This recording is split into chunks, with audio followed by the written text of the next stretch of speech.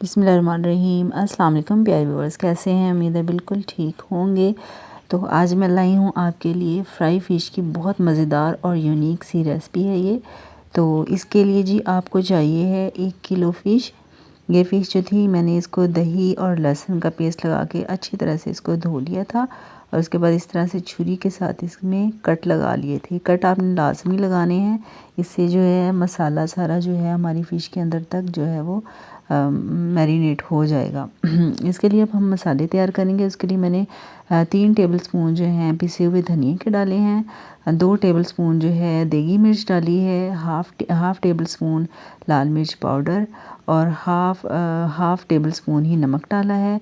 1 tablespoon इसमें गरम मसाला डाला है और ये है जी इमली की प्यूरी है। इमली की गुठलियाँ जो थी वो मैंने निकाल ली थी, इनको गर्म पानी में भिगो के जो था ना इसका वो सारा पेस्ट जो बना लिया था। उसके बाद इसमें डालेंगे हम 1 बड़े वाला नींबू। अगर बड़ा वाला नींबू नहीं है तो आप 3 छोटे वाले भी डाल सकते हैं। उसके बाद जी इस मसाले को हमने करना है अच्छी तरह से मिक्स, बिल्कुल ज़बरदस्त तरीके से मिक्स करना है आपने, कोई भी गुठली नमक की या मिर्चों की ना रह जाए। उसके बाद जी एक परात में खुले बर्तन में आपने फ़िश निकालनी है। ये देखिए ये फ़िश में मैंने कट लगाए हुए हैं छुरी के साथ, इस तरीके से आपने कट लाजमी लगाने हैं। अच्छा जी, उसके बाद ये मसाला जो था मैंने बनाया था वो मैंने सारी फ़िश जो है ना उसके अंदर ये देखिए इस तरीके से मैंने भर दिया था। इसको अच्छी तरह से लगा के हमने तो उसी बाउल में जो है ना उसमें हमने सारे फ़िश के जो पीस है ना इनको सबको निकाल के तो इनको हमने फ्रिज में रख देना है। फ्रीज़र में नहीं रखना आपने, इसको फ्रिज में रखना है और ये आपने तकरीबन 3 घंटे के लिए रखना है इसको।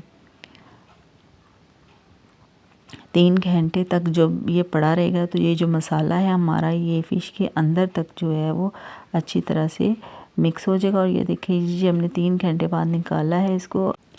ये देखिए जी घी हमने गरम कर लिया था, अब हम घी में जो है वो फ़िश डाल रहे हैं। आपने घी जो है वो बहुत ज़्यादा नहीं डालना है, जितनी आपको ज़रूरत है ना आपने उसी के हिसाब से डालना है। हमने जो घी है वो या ऑयल जिसमें भी आप करते हैं फ्राई, तो मैं घी यूज़ कर रही हूँ यहाँ पे।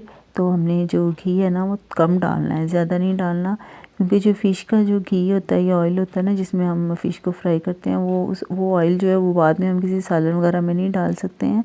इससे जो फ़िश में जो से है ना स्मेल आती है, तो फ़िश की स्मेल आती है घी में से, इसलिए उसी हिसाब से आप डालें जितनी आपने फ़िश जो है फ्राई करनी है। तो मैंने थोड़ा डाला था।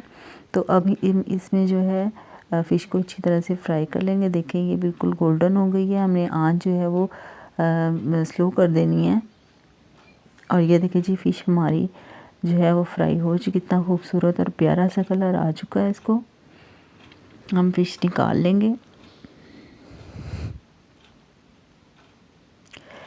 ये कोई थोड़ी बहुत जो फ़िश थी उसमें से कुछ फ़िश पे मैंने ढक्कन भी ऊपर दे दिया था, क्योंकि स्टीम के साथ भी जो है ना फ़िश बड़ी अच्छी फ्राई हो जाती है।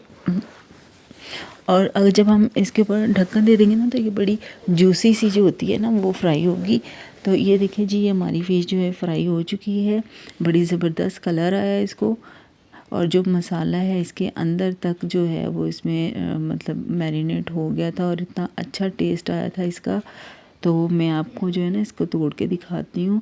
ये अंदर तक जो है माशाल्लाह से बहुत ज़बरदस्त तरीके से फ्राई हुई है और अंदर तक जो है ना इसका मसाला जो है वो मतलब मसाले का टेस्ट जो था ना वो अंदर तक फ़िश के अंदर तक मतलब फ़ील हुआ था खाने में ना, बहुत टेस्टी। ये देखिए कितनी जूसी और कितनी ज़बरदस्त जो है ना लग रही है, बहुत मज़ेदार बनी थी। तो आपको अगर मेरी रेसिपी जो है ना अच्छी लगी हो ना तो लाजमी आपने ट्राई करना है एक दफ़ा। तो मुझे उम्मीद है कि आपको मेरी रेसिपी ज़रूर पसंद आएगी। तो अपना बहुत सारा ख्याल रखिएगा और दुआ में याद रखिएगा। अल्लाह हाफ़िज़, फ़ी अमान अल्लाह।